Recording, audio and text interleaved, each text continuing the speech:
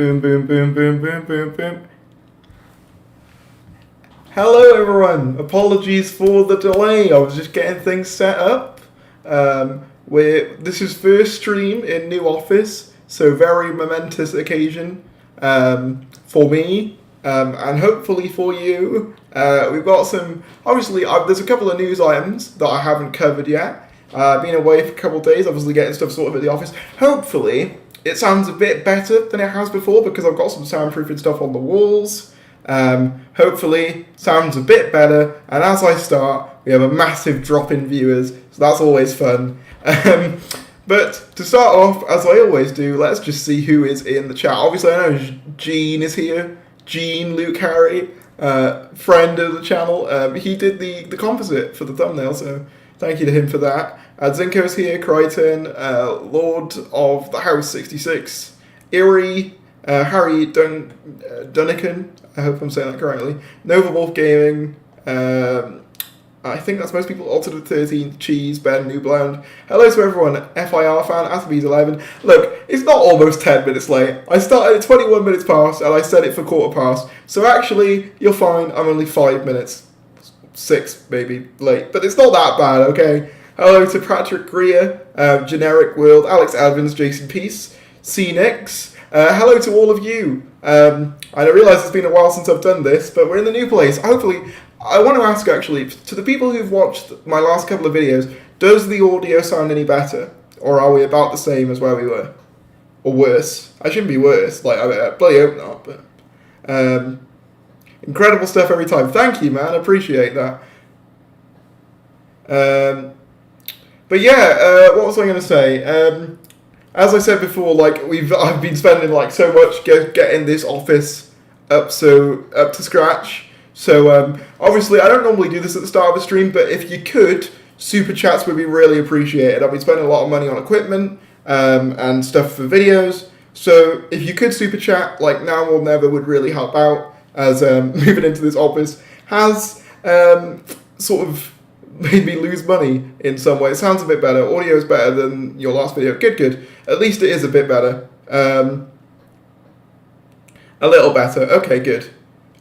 It's still a little bit echoey. Yeah, I'm going to maybe try and tighten up some of the stuff and maybe add a little bit more. But yeah, obviously I don't think I'm going to be able to eliminate the echo completely. I think that's just something I'm going to have to like get used to, or at least maybe I might get a filter on the mic, so perhaps that'll filter out a bit more as well. Thank you, Evan, appreciate that.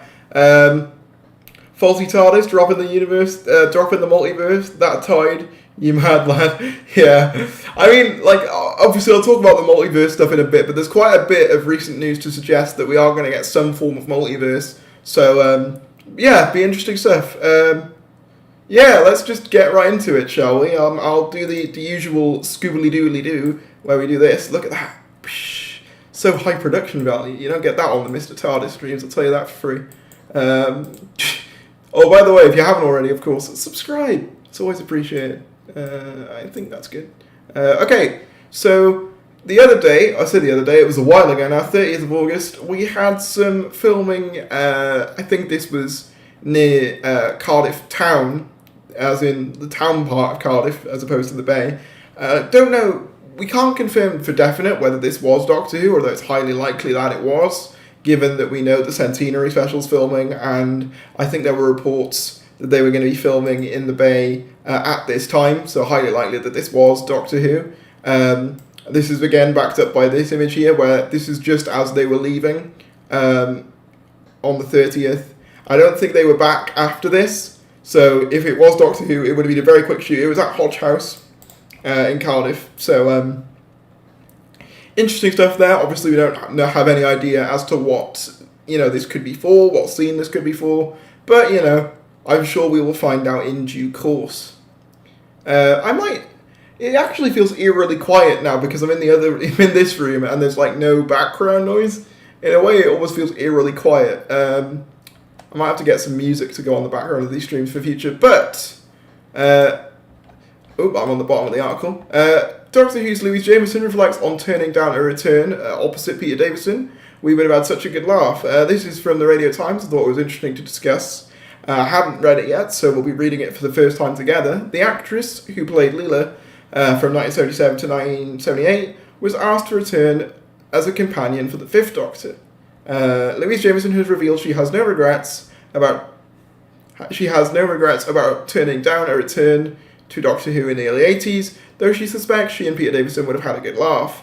Jameson played Leela, companion to the Fourth Doctor Tom Baker from 1977 to 78, later going on to star in BBC's prison drama Tenko from 1981 to 1982.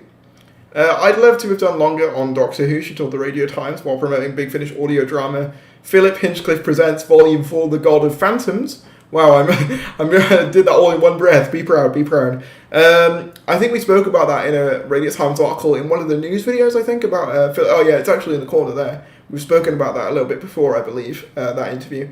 However, if I'd have chosen to do that, I would have never done Tenko, which is still a standout job for me, and one of my favourites of all time, and I wouldn't have missed that for anything. So with hindsight, I think I made the right decision, although at the time, it was quite a difficult one.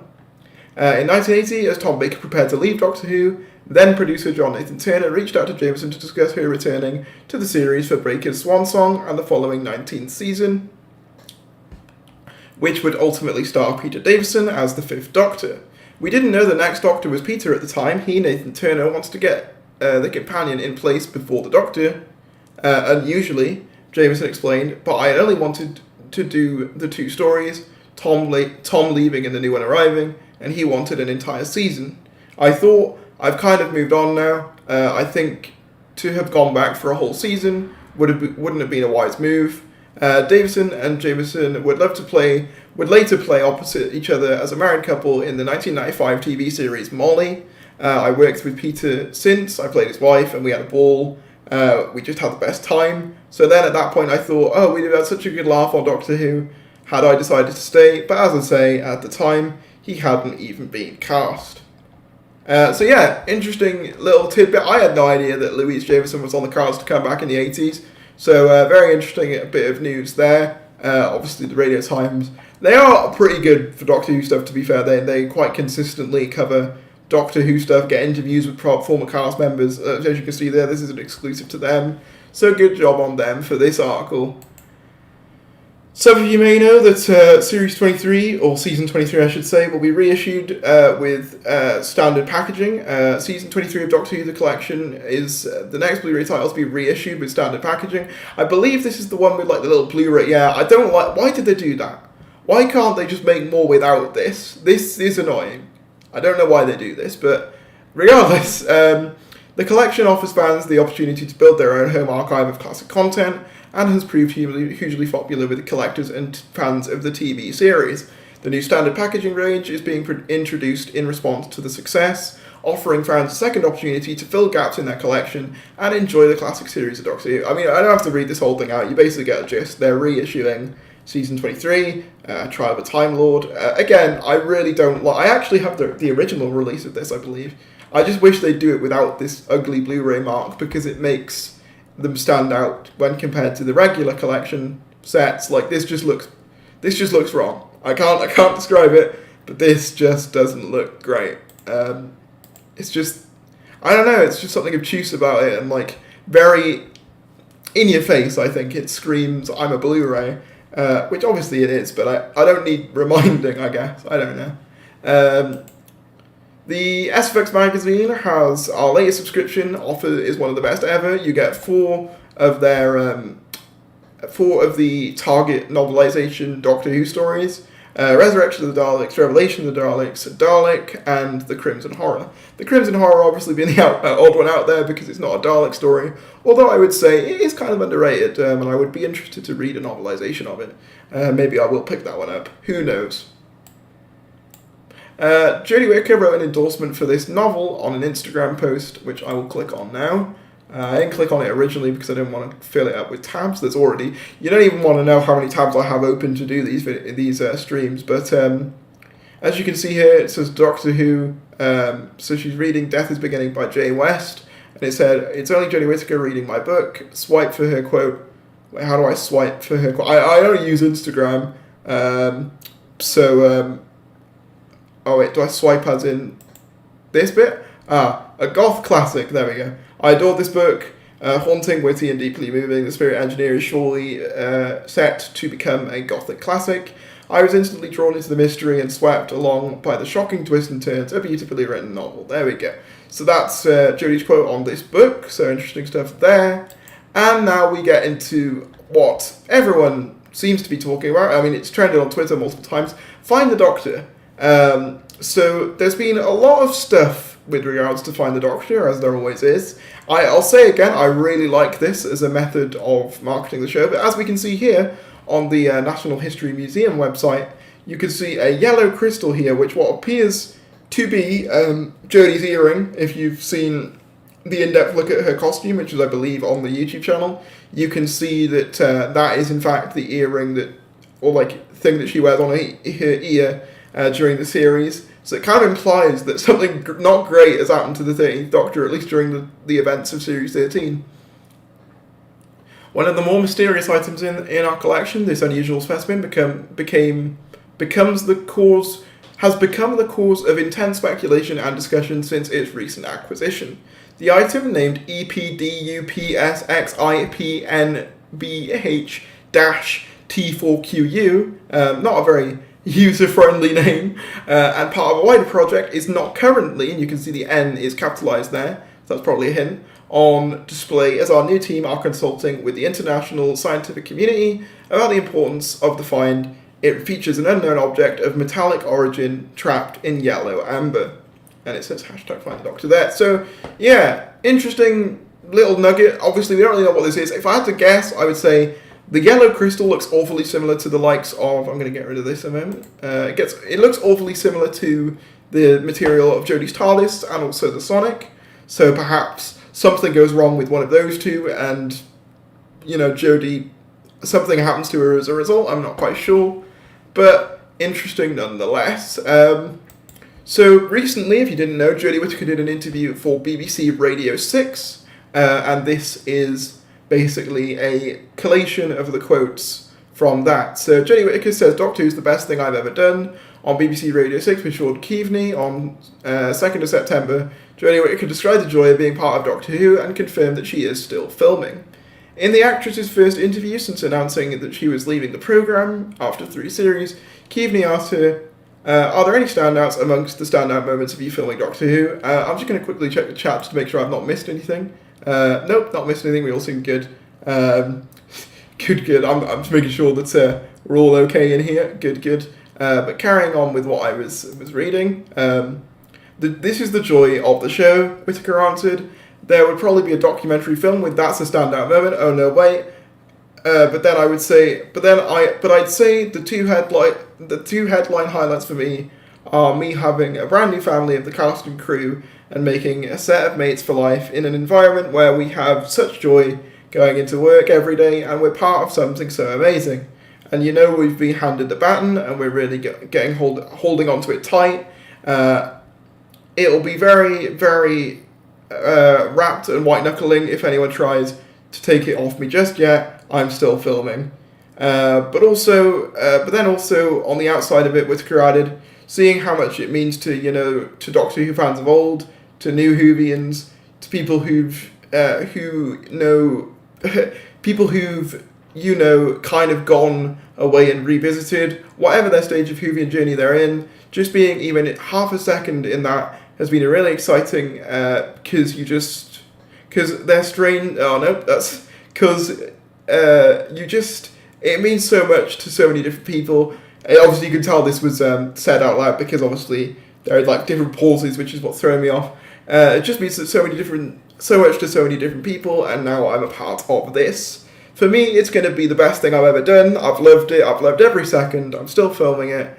I'm still doing it. Don't write me out just yet.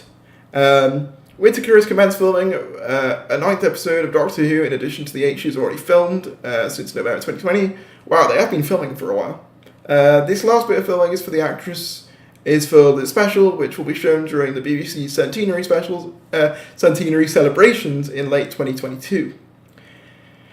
So there you go, that was the radio interview. Obviously it doesn't give us away an awful lot, but it does highlight the idea of people not talking about Jodie leaving just yet. which is kind of a bit late for that. People have already, that Band-Aid's been well and truly ripped off.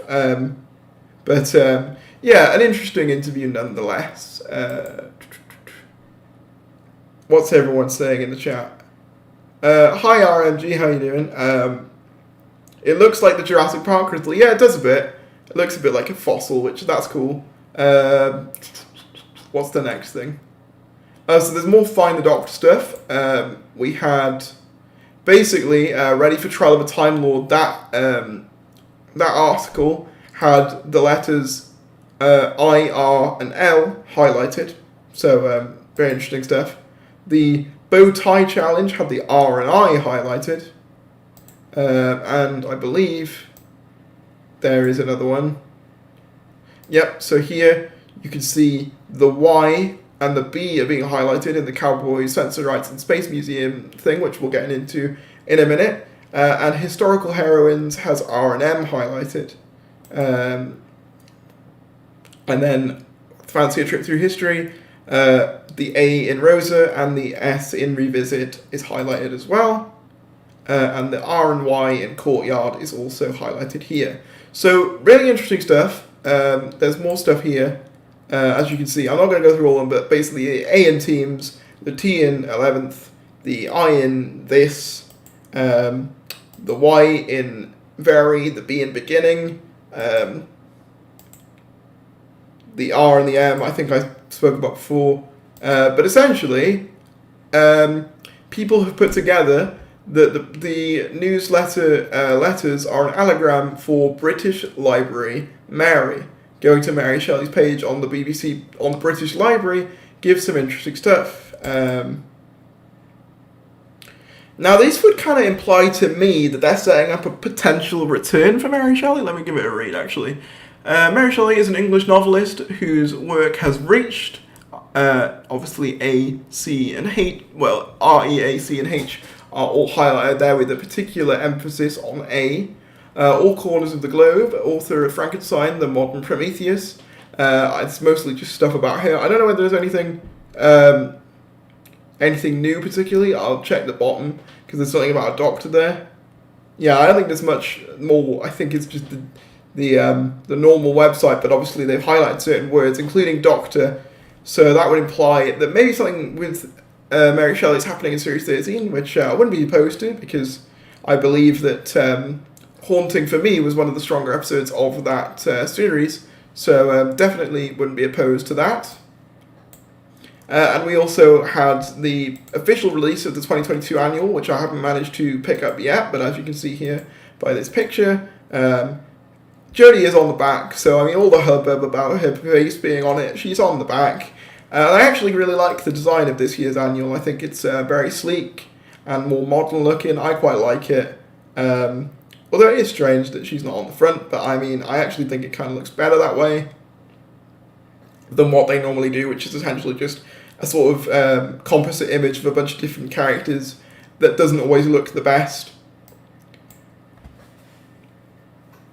So here you can see a location that's labelled reach.librarian.doctor.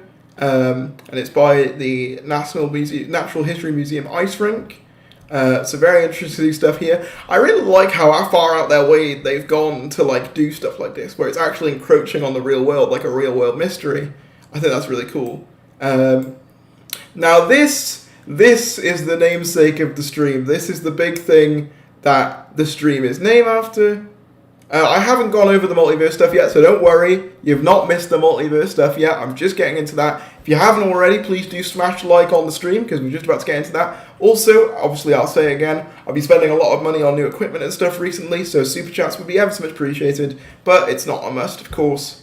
Yeah, the soundproofing is actually up. I might be putting some more up. I'm not sure yet, but there is soundproofing up. But yeah, there is some up, so it should sound a little bit better than last time anyway. Right, so let's get into the multiverse stuff, which was, where was it? Here. Okay. So SFX Magazine released this cover recently. I don't actually it was released officially, actually. I think it was leaked that word again. I swore to myself I would never do that again. But as you can see here, it's the Aspects magazine cover, and you can see in the bottom corner, it makes reference to Doctor Who, the Multiverse crossover begins. Now, this has naturally caused a bit of a ruckus in the community. It's more than likely a comic thing. However, the thing I will say contrary to that is that, as far as I am aware, and if there is a correction to be made, chat, please make it. But as far as I'm aware, SFX Magazine has never promoted something for the Doctor Who comics. They normally just promote the show. Now, the other thing that this could be for is the Edge of Reality video game. So there's that as well, because we know for a fact that the 10th Doctor is coming into that. But you'd assume that would be more of a time thing than a universe-based thing. And obviously we know as well, if you remember, way back, they released a Series 13 synopsis, and in that, it mentions universes, plural. So I wouldn't be too surprised if Series 13 does actually feature some stuff to do with the multiverse. The reason the thumbnail for the stream is what it is because if you've been following Gallifrey Base recently, there's been an interesting rumour that Jodie is going to wear, for some reason, her reveal costume from the very first time we saw the 13th Doctor before any official stuff. In the reveal of Jodie Whittaker, she wears a more dark hoodie sort of combo in a forest, and rumours are to suggest that she's to go back to that. For what reason, we don't know. But the implication seems to be that could be something to do with where the multiverse starts. There was an entire theory that people have made that when Jodie actually fell out the TARDIS, it actually split the universe in two, which would explain things like why it took the TARDIS so long to get to the planet in Ghost Monument, for example. It was trying to break through into another universe. It would explain things like the 4 minutes to Osaka line. If I'm being honest, I don't think Chibnall thought that far through. But if it does turn out to be the case, I've got to give it to him. That's a pretty cool way of justifying some of the more questionable things in his era, while also tying up the Timeless Child thing with basically saying it's a multiverse thing. I think it would be, the only thing that would be dodgy is, of course, by making Ruth a multiverse Doctor, you'd kind of imply that she's less in some way than the other ones. She's not an official numbered Doctor, which I think might be an issue, but I don't know. I think that's a very realistic possibility. I mean, the way they could still do it is that Joe Martin's still pre-Hartnell, but a lot of the other stuff's multiverse. I don't know. But I definitely think Doctor Who multiverse is a possibility, certainly, given what we know. And obviously the implication that 13 is kind of dead in the Find the Doctor thing. Maybe in one universe she is dead. That's a possibility. Maybe we'll see a turn left type of thing come of that. Who knows? I just wanted to highlight this. This is pretty cool. So we've had new images for the Doctor Who Atlas. And I think this actually looks really cool. I've had a look at this. I'm definitely going to pick this up. But basically, there's different images of the different planets. It's all revolves around all the different planets. See here, you've got Gallifrey. You've got the companions here. The third image, I think, probably would be, not Metabelis. Was it Metabelis they did? Nope, Skaro first. Yeah, obviously. You've got Davros there, you've got Colony Sarv from Magician's Apprentice, which is familiar. You've got the dinosaurs, you've got them exterminating the Master, where they execute him in the movie, things like that. It's a really cool little piece of Doctor Who, I guess just merchandise, really. I think it's really cool that they're going in depth on all the different planets. I won't show all the images because I think, it's I won't show all of them because I don't want to spoil anything for anyone who does want to get the book. But by showing, obviously, those two, showing Gallifrey and Skaro, it'll give you a basis. You can see here they're basing it on the original 60s Dalek story. Here you get references to Genesis, and again, Series 9, Genesis again. So yeah, very cool stuff. Really like the look of this book, and we'll probably pick it up for sure. So something has allegedly been filming in aerospace filtered Bristol, where they house a Concorde. I don't know what. It's weird. They have extras there that look like British soldier uniforms from circa early 1800s.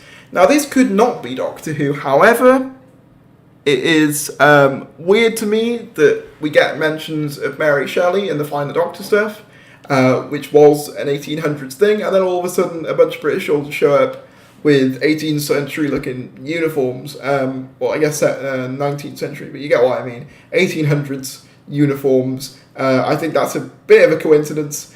Perhaps it could just be for a historical thing, but I'm almost certain that this could be a Doctor Who related thing.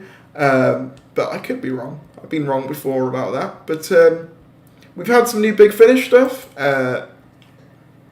So we've had 2 timeless adventures with Sylvester McCoy and Colin Baker, Louise Jameson, Stan Darkly, and all that good stuff. They both look really nice. So if you want Big Finish stuff, then there you go. Also, we've got 11th Doctor Chronicles, Missy team-ups with the Meddling Monk, and more coming this month. So there you go. I think there's been trailers for them on the official Doctor Who YouTube channel as well. This is interesting. Not directly Doctor Who related, but obviously it relates to a former cast member. Karen Gillan says she was thrown into a perfect storm. I'm going to block notifications. I do not want Daily Mail notifications, if you please. Basically talking about how her career was thrusted by things like, it does mention directly Doctor Who. It thrust her into the mainstream. A very interesting article. I'm not going to read through all of it because I think it would make the stream a bit too long. But yeah, I just thought I'd highlight that. Karen Gillan obviously has made a big career for herself since Doctor Who. Which is why I think, unfortunately, it's very unlikely that she'll ever come back. But, I'm glad that she's doing well. It's always nice to see people do well after Doctor Who. I mean, like Peter Capaldi, for example, he was already big after Doctor Who, before Doctor Who, I should say. But I think Karen Gillan's success, you can trace it back to Doctor Who, which she says herself. On the topic of Doctor Who filming, though, Jodie Whittaker shares her typical Doctor Who filming schedule. In an interview published by the Sunday Times, Jodie Whittaker shared a few insights into her typical filming day on set of Doctor Who. Whittaker has mere weeks left of portraying the Doctor as she films for the Doctor Who BBC Centenary special before finishing her work on the programme for good. I've been in my final weeks of filming for Doctor Who in Wales. Work gets me up at 6:15 a.m. Once awake, she listens to brisk music before she heads off onto the Doctor Who set. I have the same breakfast every day when I'm working, which I have as soon as I'm off set. 2 pieces of brown toast with butter, never margarine and honey, and a single shot oat latte. I can't have more than 2 a day, as I'm manic enough. I'll try to squeeze in the other coffee during a break between the scenes in my trailer. It's my home away from home, albeit with people in alien prosthetics wandering about. A lover of nature, Whittaker especially enjoys location filming. When I'm on set, you've got the Brecon Beacons and the sea, which is just beautiful. Doctor Who Series 13 has been different from previous series due to COVID-19 protocols. We've had to be very cautious with filming because we have heavy duty of care to everyone involved. Things are slower, but it hasn't dampened our energy on set. Everyone's in the same boat. The world has to carry on during the pandemic while managing the risk. A typical day for the actress, when she's not filming late at night or at a night shoot, ends at 5 p.m. Filming usually wraps around 5 p.m. And my ideal dinner, when I'm only on my own working, is beans on toast with grated cheese with a large glass of wine. Playing the Doctor taps into the joy of childhood energy. Everyone has played the role differently. I've enjoyed every minute of it. Being surrounded by the best creatives who've become my mates, I've never got bored. A very interesting little tidbit into what it's like filming for Doctor Who. I could certainly not get up that early. I'm terrible at getting up early. But yeah, a very interesting look at the process nonetheless. I hope we're all doing okay. Well, we've had a super chat. Thank you to Kathy A for the $9.99 super chat. Very much appreciate that. Obviously, it means a lot that we're getting super chats. It's still bizarre to me when that happens. Can't lie. I'll be sure to be reading more of the chat in just a moment. I just thought I'd get over the news bulletin bits and pieces. Amy's younger cousin would play her now. Yeah, that's true. If they wanted to do like a past story, perhaps they could do it like that. The next thing was Michaela Coel revealed her thoughts on the idea of playing the Doctor. I'm going to scroll down to that bit in particular because obviously that's the bit we all care about. In here anyway. Let's be honest. As I say, you can read these interviews for yourself, but she does make she does make reference to Doctor Who in the interview. I'm not sure exactly where it's mentioned. Exactly, but I'm going to scroll down a moment just to see if I can find it. Bear with me. See, a professional would have this up immediately, but you get what you pay for. No. I don't know where it is. I don't know where exactly I'm meant to be looking here. I know there was... I saw it when I looked at this the first time round, and now I can't find it now I'm live. So that's funny. I mean, it might be in the Ollie Alexander part, maybe? Because, he was considered. I'm not sure exactly where it is. But apparently there is a direct reference to it here somewhere. God knows where. If I've passed it, I probably have. Someone let me know.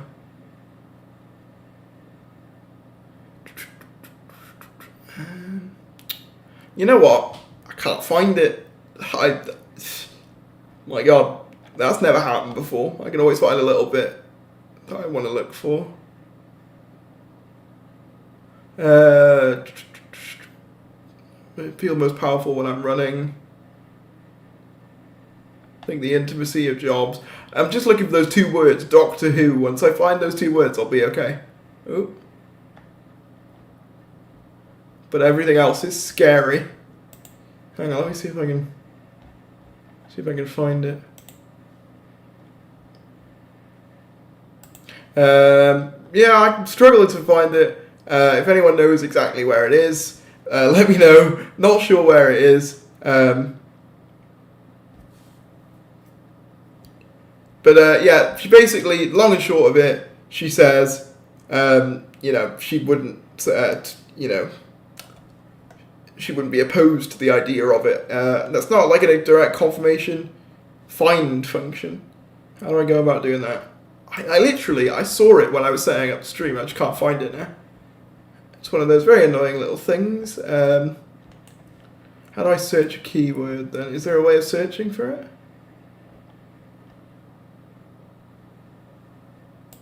Oh wait, hang on. Yeah, no, that's not it. I know she mentions it, and I just can't find where. It's very annoying. I'm just getting a quick skim read. Maybe I just can't read. Maybe that's what it is. Maybe I've just lost the ability. Not got a knack for reading anymore. Is this the end? Can I not read Reddit anymore? Oh no. You know what? I just can't find it. If anyone knows.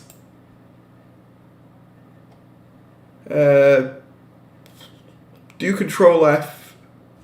Right, hang on. I'm going to have a look now. Control F. Aha, thank you. DOC. Aha! Would you ever consider playing Doctor Who? Wonderful. I never say never to anything. I guess that's my answer. All that effort for that. Well, there we go. At least we know. So she wouldn't say no to it, essentially. That was not worth it. 6 missing First Doctor stories are remastered for audio. David Troughton reads a novelisation of The Wheel in Space, plus more. I love how they mention First Doctor stories and then mention Wheel in Space. Like, that's not a First Doctor story, but I know what they mean, but it's just like, it's not a First Doctor story, though. Someone said in the replies there, none of these 6 stories are missing, which is quite funny. But yeah, remastered audio, good stuff. Don't really have much else to add to that. So there's been the reviews are in for the second Chris Eccleston audio. I'm going to be honest, I've only listened to the first Ravagers one, and it didn't really do it for me. So I'm not sure whether I'll give this a listen or not, because I haven't even finished the first one. But I will say the trailer for this one looked really cool, so maybe I will. The Season 17 Blu-ray. That was the last thing. So Galaxy 4 and Season 17 are coming to Blu-ray according to some Swedish, basically, website leaks that list both Galaxy 4 Blu-rays and a Season 17 collection Blu-ray as well. So very interesting stuff. I think that's basically confirms it in my head. Like, if it's getting on websites, I think, as long as it's not a website that, people can edit, which I don't believe this is, I don't see why else they would put this up unless it was a mistake. But, obviously it was a mistake, but I don't think it's, it just seems like a weird thing to make up. So I'm pretty sure that this is a legit thing. We've got that to look forward to. Did I get everything? I think I did. Yeah, I think that's everything. So, I think there's a decent amount of news going on. Darius being a listen, I'm a very youthful man. I'm down with the kids, No, it was just annoying because I just couldn't find it, and then people told me how to do search, and that's literally saved me so much more time when I read articles. Who wants a narrated soundtrack of an existing story? Yeah, that is a bit weird. I can't lie. It sort of seems like filling a gap in a market that doesn't need filling. It's a really weird choice, I will admit. The most exciting Doctor Who thing I've seen that's not available on iPlayer is the EastEnders crossover. Oh, the Dimensions in Time. Classic. Bloody classic. I guess we can go full screen now because I've done with the reading, unless there's anything else, but I don't think there is. So, talking briefly about the multiverse stuff real quick. I honestly, again, wouldn't be surprised if that's how they decide to explain things like the Timeless Child, the little inconsistencies in his era that don't make sense. It's one of those things that's kind of a one-size-fits-all answer. And as it's kind of the hot thing to do at the minute with, let's face it, Marvel doing it, it wouldn't surprise me if Doctor Who went a similar route. Doctor Who always adapts itself to what is currently popular, what is currently, hot, basically, because obviously in the 70s, Doctor Who became like Quatermass. In the 80s, they tried to make Doctor Who a bit more like Star Wars, give it a bit higher budget. And obviously now, making it more like Marvel with the multiverse stuff kind of makes sense in this content, in this, world where Marvel pretty much dominates everything. It makes sense for other franchises to potentially follow suit with their own multiverse plot lines. And I know people are saying, well, Doctor Who's had a multiverse for years, but but it's never been the focal point of stories, really. So it'd be interesting to see that being a thing. I definitely think that there will be a big twist with regards to Series 13, and I think a multiverse definitely fits that bill. It's like the sort of thing that you wouldn't immediately expect, but with all the things that we've been getting recently, it kind of makes total sense. Do you think Jo Martin can be legitimate? I hope she is. I don't want her to not be, but at the same time, it's a precarious one because I prefer she be 14 than Pre Hartnell, but at the same time, I wouldn't want them to erase her either. It's an odd one. It's an odd one. The thing is, I don't think she'll be 14 now because of the new show or anything. So how they make her legitimate, I'm not sure, because if they make her a multiverse Doctor, that, in my mind, would kind of make her less legitimate. Thing is, it's less a multiverse in Series 2 Adzenko and more just one other parallel world. The thing is with Doctor Who parallel worlds is that they're sealed off, and they normally are. Series 2's that's sort of the exception, but generally speaking, it's kind of agreed that there's one main universe, and everything else is just kind of closed off. But opening that up more, it's not really something we've seen, I guess you could argue, since Series 2. So, if they go full on MCU, Spider-Man 3, I'm so freaking done. I don't know whether that means in a good way or a bad way. No, you should absolutely not sub to Adzenko. In no way. Do not subscribe. I'm joking, you can if you want. He's a good man. He does a lot for the channel. Big up to Adzenko. Everyone have a multiverse. Yeah, it's just that Oprah meme where it's like, you get a multiverse, and you get a multiverse, and you get a multiverse. It's essentially that. And I wouldn't be surprised.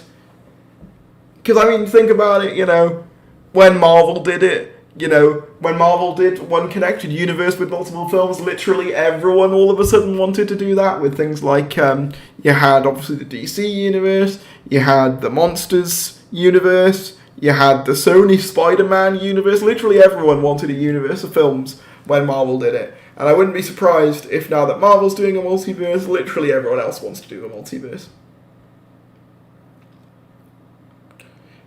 It's been the focal point of a ton of Big Finish audios, which were awesome. Honestly, I'm surprised they've waited this long to do it properly with alternate doctors and stuff on the show, if they do it.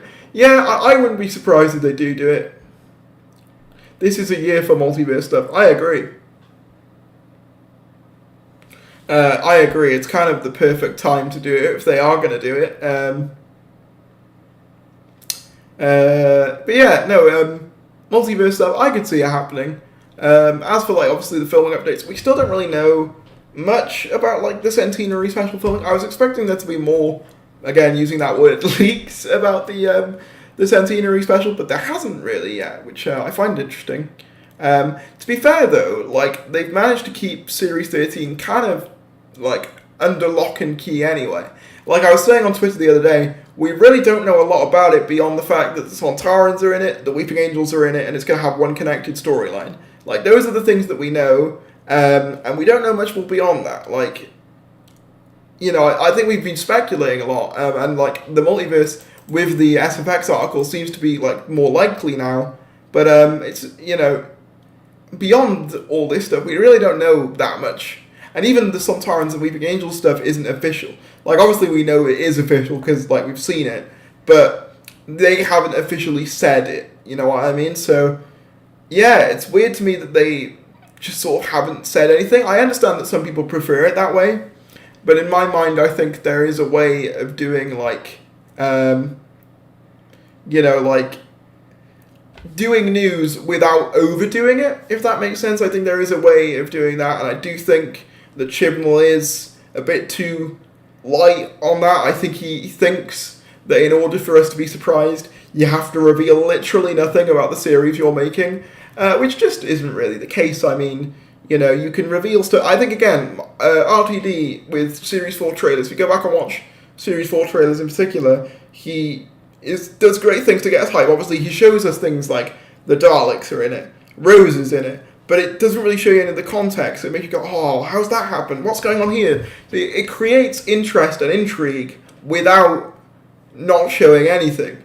The problem with Moffat, he had the reverse problem, where he showed the cool stuff, yeah, but he also showed the context for that. So when you come to watch the episode, it's oh, this is exactly what was in the trailer. But yeah, I think Chibnall goes too far in the other, direction.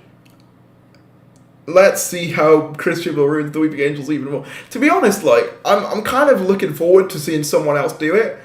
I will say, I hope it isn't Chibnall, though.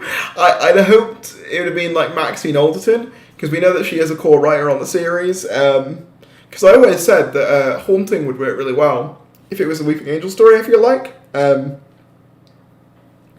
I've got some drastic news. Darius is my favourite Doctor Who YouTuber. Well, I am honoured, frankly. That's high praise. There's a lot of competition out there, but I always appreciate comments like that. They mean a lot, even if I think it is a meme. But that's quite funny. What's your opinion on 11 Monsters, Fear Her, and Orphan 55? Ooh, the bad episodes. Well, I say bad. Generally considered to be bad, a lot of them. Fear Her, yeah, it's a massive, it's a mess, but it's a fun mess. I think 11 Monsters is genuinely quite good when you know the context about, Ian Levine and stuff. And Orphan 55 is hot trash, but at least it gave us the Benny meme. So there. That's my opinion on those three. IMO, we should know more officially than we know now. Yeah, this is the thing, because we're literally a month out from Series 13 airing, and I still feel like we don't know very much about it. The latest possible air date is October 31st, excluding Find the Doctor. There has been no marketing. No, but to be fair, Find the Doctor is leagues above what they did for Series 12. So, I mean, at least with that. But yeah, without that, there would literally be nothing. I hope they don't make the Weeping Angels even more convoluted and bonkers. If I can give a controversial opinion for a second, I really don't mind the changes that were made to the Weeping Angels. In my opinion, the thing about angels being able to become angels, that which holds the image of an angel becomes itself an angel, I think that's a cool idea. I would agree that, like, the things about, for example, you've got to look like you can see and they can't tell, like, I think that's a bit silly, but I think a lot of the changes they made were actually alright. When are we getting release dates and episode titles? I don't know, is the simple answer. I'd love to be able to tell you, but I can't. I don't want some Weeping Angels of Dead Time Lords bullshit. Can I be, again, controversial? I actually kind of like that theory.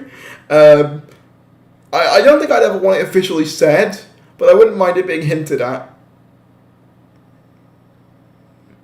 Fear Here Commits Cardinal Doctor Who said it's boring. I don't know whether I agree. I think the kid going, Chloe Webber, I think it's just funny. I don't really find it particularly boring when I watch it. I just kind of laugh with it. But fair enough if you find it boring. Sally's pictures were the angels that took the Doctor back to 69, as in Sally Sparrows, yeah. The thing that ruined the Weeping Angels was when we saw the move. Yeah, I kind of get that. Yeah, I do get that to a point. I hope they don't do that in this new episode, but I mean, who knows? Again, I think it will be interesting to see someone else do it. I kind of hope it isn't Chibnall, though. Like, Chibnall, I think, will probably do the Sontarans fine, because they're kind of simple. They're just sort of an army sort of thing. They're just like war. They're not very difficult to get wrong, even though the Moffat era kind of did by making them too comedic. But when you boil them down, they're kind of simple, enemies to get right. The Weeping Angels, though, are a lot more complex, and I kind of don't want Chibnall to handle them. For the simple fact of the matter that I just don't think he'll be able to do them that well. I think he'll do them serviceably. I think we'll go, oh, that was alright, but that'll be about it, I want someone who can do sort of the horror angle of them and make them feel like proper, movie villains, because they have the capacity to be that. And I think someone like Maxine Alderton would be better for that, personally. Chibnall gets Bob back in to write the Angel story. You know what? I wouldn't even be surprised if he did write it under a pseudonym or something. Wouldn't even put it past Moffat. Because he did even say in his Instagram that the Weeping Angels were coming back. So you know what? Wouldn't even surprise me if he was working on it. Theory is 2021. The Sontarans are kind of simple. I didn't say Sontarans. I said Sontarans. They are way more complex than you realize. I mean, yeah, I'm not saying they're like, I'm not saying they're like too simple to be good. I'm just saying that they're not they're not the most difficult villain to get right. I think the likes of the Cybermen, are harder to get right than the Sontarans are, in my view, anyway. Like, the Cybermen, I think there's a very specific, there's very specific beats you have to hit for a Cyberman story to work, and if they aren't, it just sort of doesn't work quite as well. Whereas I feel like a Sontaran, you can sort of put it in any sort of situation, and it can kind of work fine. I don't know. Favourite showrunner? RTD. For New Who, at least, RTD. I mean, obviously, Classic Who, they weren't really showrunners, but yeah, New Who-wise, RTD. Favourite Doctor, though, is Matt Smith. My ultimate series would be RTD writing for 11. I think that would be really good. Oh, it was your spelling. I wasn't sure whether you were making a comment on the way I say Sontarans, or whether you were just, misspelling it. But there we go, I know now. Doctor Who, the movie 2, The Weeping Angels Strike Back. You know what, though? The Weeping Angels would be a great movie villain. Like, I could totally see it. Totally see it. The more we saw the Angels, the more unnecessary stuff was given to them. I hope we don't get more stuff added to them. Fair enough. Yeah, I can see that. Like, the thing is, I think Angels Take Manhattan is where they truly jump the shark. I think their first two stories, they build on stuff in a really organic way, but like Angels Take Manhattan, where you're supposed to believe that like the 12, million foot, obviously I'm exaggerating of course, but like this massive Statue of Liberty can just walk across New York with no one at least glancing at it once. Yeah, it's things like that, and things like the fact that, if Lady Liberty counts as the image of an angel, then surely every piece of like Lady Liberty memorabilia in New York City would count and then become a weeping angel in itself.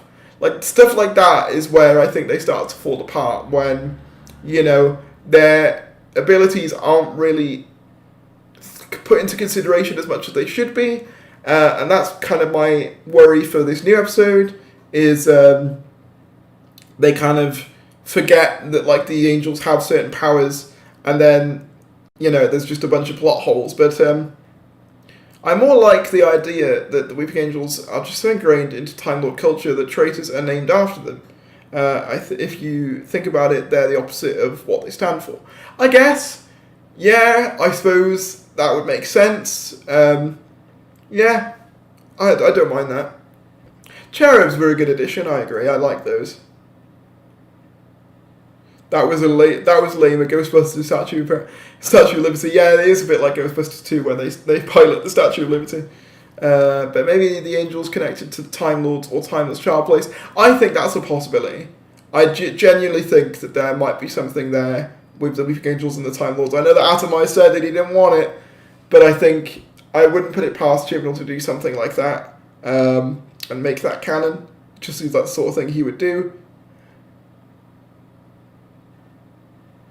Might want to decrease your shutter speed. As in the webcam, because like my webcam shutter doesn't really like move. I can see what you mean though. How would I reduce that? Rather have a crossover with Adipose and Stay Puft. Oh, that would be fun. The Statue of Liberty isn't stone, it's metal. And you can go inside of it. How is it a weeping angel? Yeah, that's true, actually. Did the people inside it just become stone, or what? Like, how did that happen?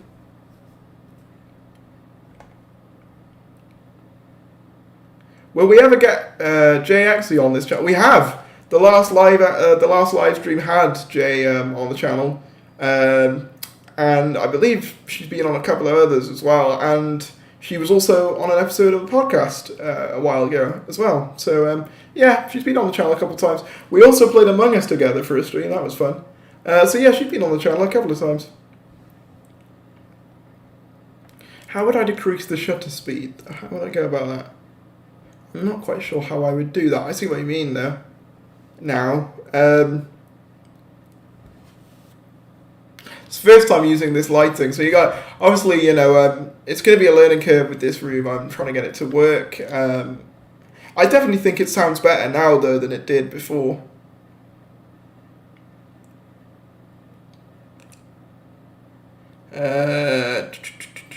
Time Lords stand for non-intervention versus people who literally feed off intervention. Yeah. I would rather they were ancient enemies, making them the result of Time Lords would feel wrong. I mean, if you wanted to have them related to the Time Lords but not specifically be Time Lords, you could have them be a Time Lord experiment gone wrong. Maybe they try and replicate regeneration or something, or time travel, and that leads to the creation of the Weeping Angels. Down with the confused developers, I agree. Finally, a message I can get behind. I agree. That's alright, don't worry about it, it's fine, man. The Statue of Liberty was mental projection and wasn't real. I mean, it looked pretty real in the episode. Darius is doing a great job. Thank you. Appreciate that. The Weeping Angels are Time Lords and the Medusa from Sarah Jane Adventures. Oh, okay, yeah, that could work. By the way, Sarah's just saying, but the intro of your most recent David Tennant video kind of sucked. That was a masterpiece. I don't know what you mean. The fact that my voice literally just was there, it was great. How dare you? No, I'm just kidding. I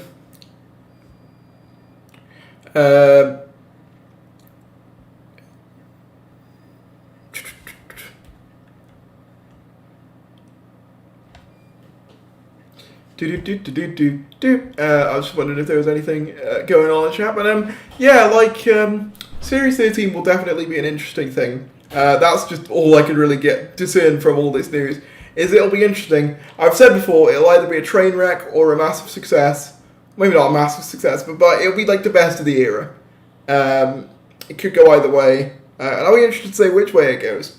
But I think for me, like the reassurance of knowing that we will in fact be getting a new era, a new Doctor, new showrunner, all of that makes me think that even if the next series is kind of bad, at least we've got the next one after that to look forward to. So, who wants a puppy?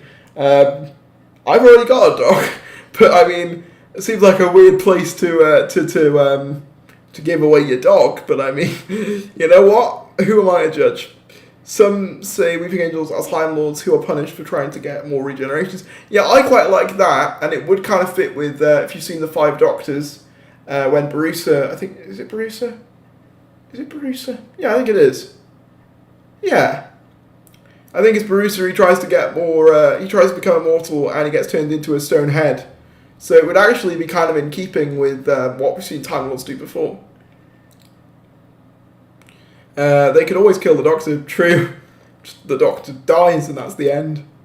The gimmick early in the revival, where most of the enemies are around as a result of the Time War, and therefore it's the Doctor's will, was great. Yeah, I like that.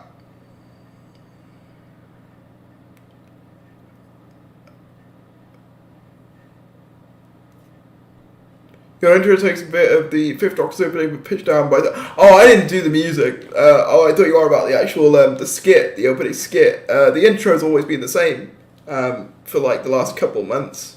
I've never noticed it, but I can see if I can do anything about it. Do you think that the departure of Chippers and Jodie and no Doctor Who plans past 2022, a cancel or hiatus is likely? I actually wanted to talk about this. I'm going to sit up, I'm going to take a sip because I want to talk about this. So, many people are talking quite doom and gloom about the future of the show's, basically the future of the show, because we don't know what the plans are for the next showrunner, the next Doctor, all that sort of stuff. And if I can go some way in just not completely alleviating those fears, but like maybe just making you feel a bit less worried that Doctor Who's going to go on a hiatus or anything. Doctor Who's done deals with both HBO Max and China to that basically last up until, I believe, Series 15, at least for the China deal. I'm not sure exact details of the HBO one.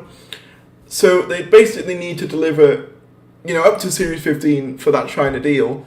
And I assume as well that would be in a specific time frame. I can't imagine that it would just be whenever they felt like it. And also...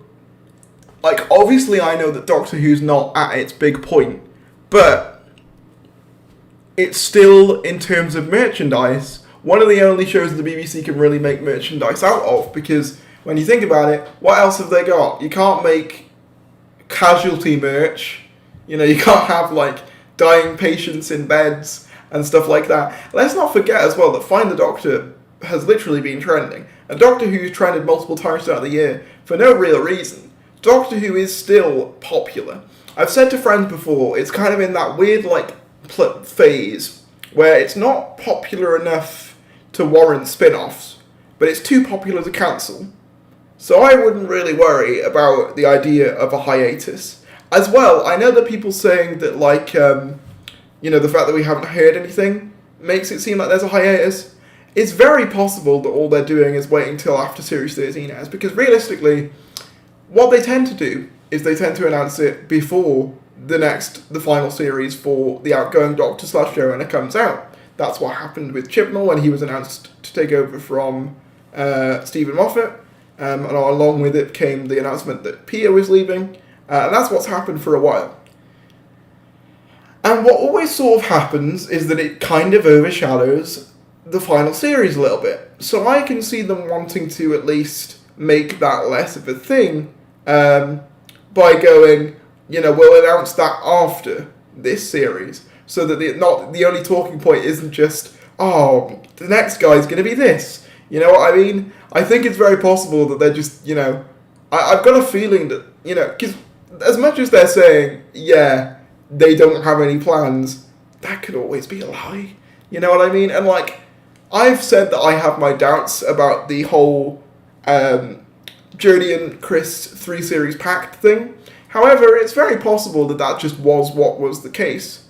And realistically, like, that could just be it. You know, maybe I am just being, maybe that is all there is to it. And if it was, then they'd have known this for a while.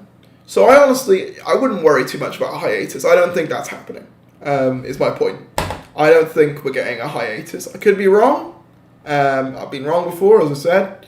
But I don't think a hiatus is on the cards anytime soon.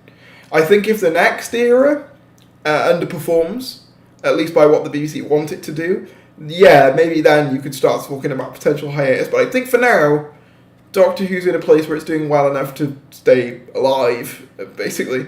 Atomite says, I'm pretty sure the HBO Max deal lasts till Series 15 as well. Yeah, I thought so. I wasn't 100% sure. But, yeah. So if that is the case, then so many people miss Capaldi's run, and that's the best Doctor Who has ever been. I disagree, but I do agree that Peter Capaldi was a great choice. And I think we'll get a proper trailer for Series 13 by the end of this month. Actually, I have something to talk about on that front in regards to a trailer.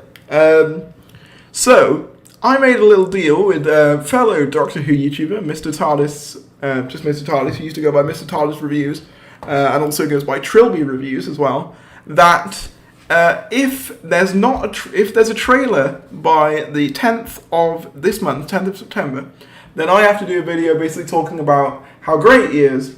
But if there's not, he has to do a video talking about how great I am, because we basically got into a little debate on Twitter talking about whether there would be a trailer in the next few days. I said there probably wouldn't be, whereas he said he thinks there would be by the 10th, but he said, I'm not going to bet on it, and I said, well, would you like to? And that's basically where this whole arrangement came from. So yeah, basically, in 5 days, there's either going to be a video about why Mr. TARDIS is great on this channel, or why I'm great on Mr. TARDIS's channel. I mean, it might be a live stream, but you get the idea. Darius converted me. Shrek is my doctor now, as he should be. He deserves all your love. I think what I might do, I don't know if there's much I can do about the light issue. I hope it's not affecting anyone's eyes. But I think what I'll do from now on, so that I don't have to use the light, is I'll just stream. I'll do live streams earlier in the day, which I normally do anyway. It's kind of irregular for me to do a stream this late. So what I might do for future is just, stream earlier on in the day in this office, which makes sense. Shrek, Paldi, both of you are awesome at everyone wins. Oh, thank you very much. That means a lot. But yeah. That's something that could happen. I don't think we're going to be seeing a trailer though, because quite honestly, with the trailers for this era, they tend to wait till like the very last minute. I'm talking like 2 weeks before the thing airs. So I would not be surprised if we don't see another trailer until maybe like mid-September. I know that obviously 10th kind of close to mid-September, but I'm thinking 15th onwards at the earliest, I would say. That's my guess. I could be wrong. But when was the Series 12 final trailer released? Hang on, I'm going to give it a Google. Hang on. Doctor Who. I've got to get onto YouTube first. Yeah, I'm going to give it a Google because I'm not sure whether it was 2 weeks before or 3, but it was relatively close to that. I know it was, maybe it wasn't, maybe it was more, I'm not sure. But we've only got a month now until the series supposedly airs, so I mean, they better get it out soon. Oh look, you can see my stream there, look at that. Look at how beautiful there. Doctor Who. See, look, it even knows that I watch Doctor Who. Where's the main channel? I'll just search it up, I think it's easier. It's the first option. There we go. Leaked a bit of my search history. Very fitting. Where's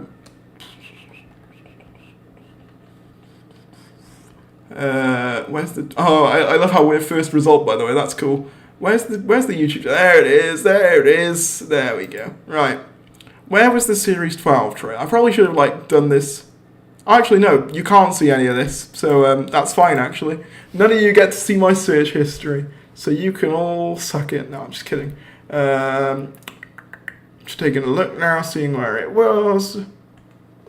Series 12 Supercut trailer. I think that was after the series was out. So, Series 12 recap. We're getting there now. About a year ago.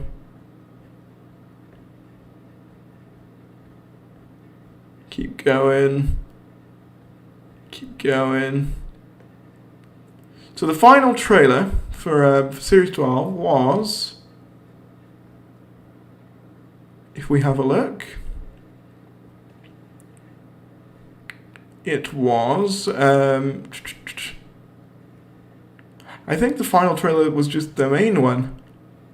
Because, yeah, after that, I think it was just, the series itself. So the trailer for Series 12, which I believe is the final one. Oh, no, there's a release date trailer as well, sorry. So the release date trailer was 2nd of December. So that was just under a month before it aired, because we aired on January 1st. So just under a month. So, I mean, that is closer than I would think. If the series does air on the 31st, then I guess it's possible that the trailer would air on the 30th of September. I think that's a possibility. But if it's before that, then it could be any time now. But yeah, there you go. It took me a while to find, but there we go. Don't even connect well, to be sure. Fair enough. I think I kind of wish that Capaldi did have slightly better writing, but that's, I understand why people love it, though. No, not all of it. Not all of it's a rumor. As I said, there's literal filming going on. Stuff like the SFX magazine. That's an official thing. We don't know that it's specifically about the TV show, but that's is an official piece of merch. As is all the Find the Doctor stuff. That's all official. So I'd say a fair amount of it's official. They don't always show trailers now at charity events like Children in Need. And to a point I understand it. I think it annoys... I'm not saying that, we should get one, but I think what annoys me is when they don't take advantage of good marketing opportunities. So, for example, if they don't go to a Comic-Con, then I think people's hopes get higher for things like Children in Need. And then if they don't go to Children in Need, it's well, are you going to show the series at any point? You know what I mean? I'm not saying they should do something for Children in Need every time. I just think that if you don't do something for one of the other events, people are going to think that, oh, maybe this will be the event, But I do understand, as I said, why they don't always do it for that, because I understand that they want to put more focus on the charity, which makes sense. But yeah, it's...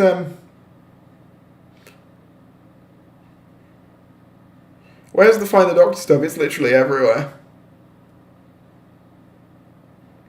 Charity events get loads of eyes. True, very true. Would you want Doctor Who to be more horror-like? Depends on the episode, I think. I wouldn't want that to be the general vibe, but I think for some episodes that really works. It depends. I think it works for something like Haunting of Billy Adati, where it's set in a creepy house, but I wouldn't want that to just be the standard tone. But yeah. I think I'm going to wrap up this stream now, though. I'll just read a couple more questions. But thank you all for tuning in. It's been a real fun stream. I'm obviously still ironing out some kinks in this office, but I do think it sounds better. And I'll hopefully try and... Because some of it's not quite stuck to the walls properly, so I might get some more adhesive to make sure it is all okay. Maybe that'll patch some things up. But if Chibnall makes that really shit theory that the Weeping Angels are the result of Time Lords canon, I will stop watching. I don't know, I think... It wouldn't bother me too much, to be honest with you. I think there's more egregious, law-changing things that Chibnall's done, The Timeless Child being one of them. But be sure to like the stream if you haven't already. I'd appreciate that. Thank you all for tuning in. There's a rumour about them showing something at the end of Strictly Come Dancing. Yeah, there is. I did see something about that. I think William Hugh did something about it, didn't he? Not convinced myself, but I'm not going to rule it out. I'll believe it when I see it, type of thing. But yeah, I think that'll wrap it up for today. Thank you all for watching. Thank you all for tuning in. And I will see you later. Take care, everyone. Have a nice evening. Alright. Bye-bye.